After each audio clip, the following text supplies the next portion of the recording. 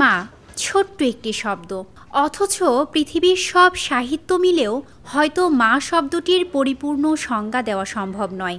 মায়ের সবটুকু ঘিরে নিঃস্বার্থ ভালোবাসা, যার এক উদাহরণ সাবিকুন নাহার, যিনি অল্প বয়সেই বাধা পড়েন সংসারের গণ্ডিতে। জন্ম নেয় তার ছোট্ট শিশু নাজাত।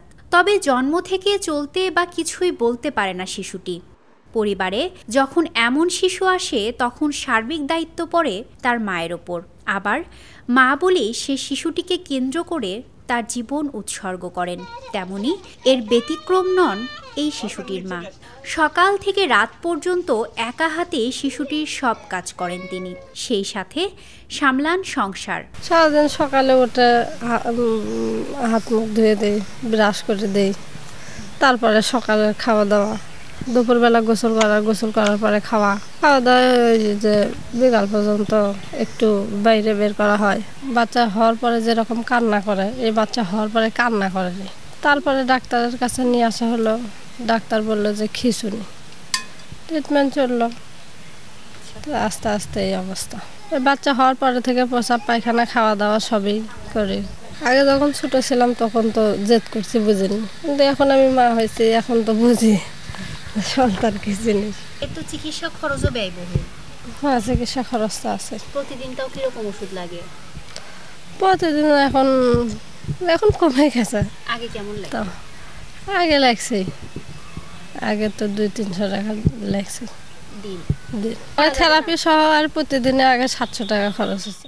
সামাজিক পারস্পরিকতায় এই সকল বিশেষ চাহিদা সম্পন্ন শিশুর মায়ের তার সন্তানদেরকে নিয়ে নরক যন্ত্রণা ভোগ করতে হয়, আর তিনি যেন সে সকল মায়েদেরই প্রতিকৃতির অঙ্কন।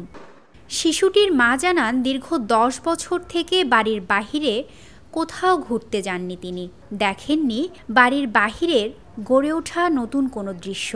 এমনকি সমাজের মানুষের কটু দৃষ্টির কারণে নাজাতও আজ ঘরবন্দি, কারণ নাজাতের বিছানাতেই কাটে সারাদিন, এমনকি ঠিকভাবে বসে থাকতেও কষ্ট হয়।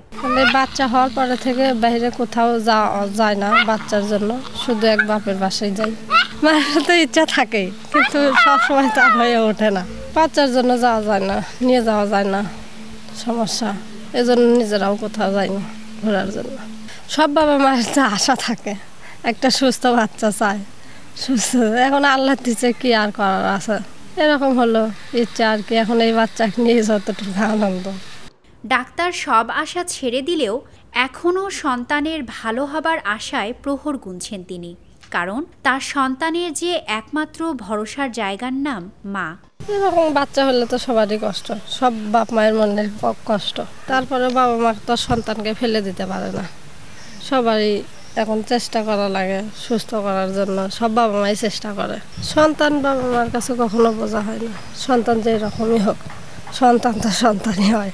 এখন খুব বেশি ঝামেলা করে না, আগে কান্নাকাটি করতো, জেদ করতো, শুয়ে থাকতো না, কুলেই থাকতো সব সময়। এখন সারাদিন টিভি দেখে। তবুও এ সকল মায়েদের অবদান আজও ঢাকা পড়ে আছে 4 দেয়ালের মাঝে। তাই তো অপরাধী কণ্ঠে বলতে ইচ্ছে হয়, তোমাকে তোমার মতো করে আজও ভালোবাসতে পারিনি মা। স্মৃতি সঞ্চয়িতা অর্থী, দৈনিক করতোয়া।